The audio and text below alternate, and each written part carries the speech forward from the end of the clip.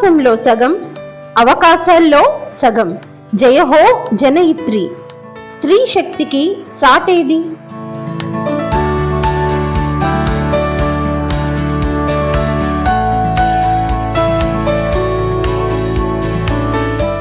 ఆకాశంలో సగం, అవకాశాల్లో సగం, అన్నిటా సగం అంటూ ప్రపంచ మహిళా దినోత్సవ వేడుకలు సంబరంగా అంగరంగ వైభవంగా జరుపుకుంటున్నాం.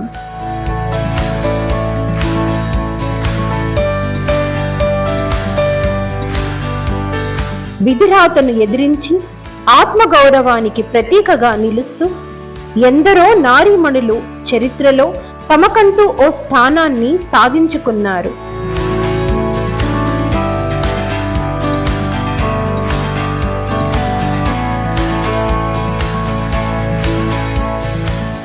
మహిళల స్థితిగతులు బాగుపడనిదే సమాజం అభివృద్ధి చెందదు. ఏ పక్షి అయినా ఒక రెక్కతో ఎగరలేదు అన్న స్వామి వివేకానంద మాటలు మరోసారి స్మరిస్తూ జయహో జనయిత్రి. ప్రపంచ మహిళా దినోత్సవ సందర్భంగా మహిళా మణులందరికీ శుభాకాంక్షలు.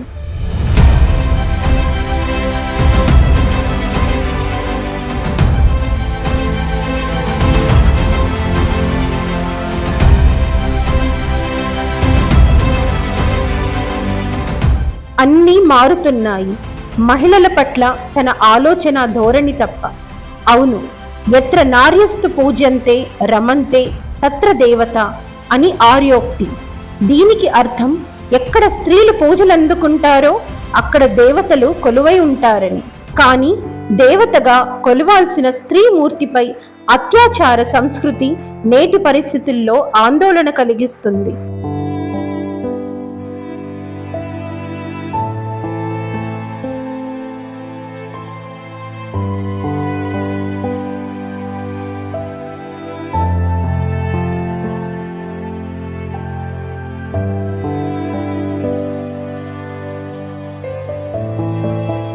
సమాజ నిర్మాణంలో సగభాగమైన స్త్రీ సమానత్వమే మన ప్రగతికి మూలం.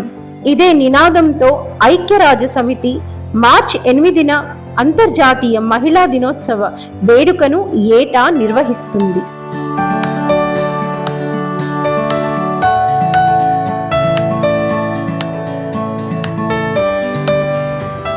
సమాజంలో మహిళలు ఆత్మగౌరవంతో స్వశక్తితో తమ ఆర్థిక అవసరాలను తామే తీర్చిదిద్దుకోగలిగే నిరంతర జీవనాధార అవకాశాలు తామే స్వయంగా నిర్మించుకోగలిగే ఉన్నత స్థితికి చేరుకొని స్త్రీ శక్తి ఏంటో ప్రపంచానికి తెలియజెప్తూనే ఉన్నారు.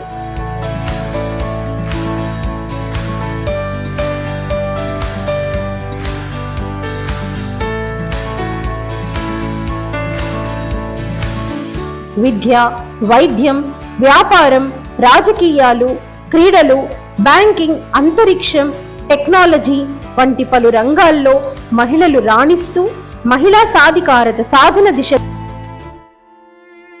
ఈ అంతర్జాతీయ మహిళా దినోత్సవ పండుగ మన దేశంలోని మహిళలందరికీ కాస్త చేదు గుళికలనే మింగించింది. ఎక్కడ చూసినా స్త్రీ శక్తి వంచనకు గురి అవుతూనే ఉంది.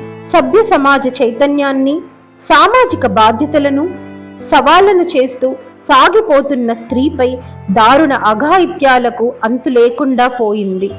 వీటికి నియంత్రణ చెందేందుకు ఎంతటి కఠిన చట్టాలను తీసుకొచ్చినా నిర్వీర్యమైపోతున్నాయి. ఇందుకు కారణాలేమిటో గుర్తించాలి.